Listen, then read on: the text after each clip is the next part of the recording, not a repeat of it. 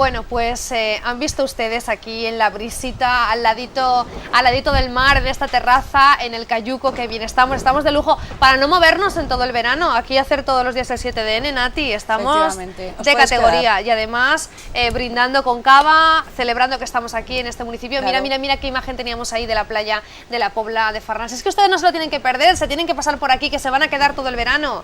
Bueno, yo he traído dos copas de cava, quiero que la cojas también, Nati, porque vamos a brindar. Claro. Porque tú sabes que Rafael cumple 50 años arriba de un escenario. Así que vamos a brindar por Rafael.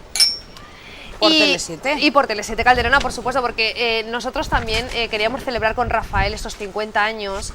Y como siempre, el genio de los saraos se nos ha ido allí a verlo en directo, desde Valencia. Así que por esos 50 años de Rafael, Nati, lo vamos a celebrar tú y yo aquí bebiendo cavita en la Pobla de Farnals, que nos vamos a ver que Joan Vidal nos ha preparado un vídeo de esa actuación en Valencia de Rafael a sus 50 años, no 50 años él, 50 años arriba de un escenario. Vamos a verlo.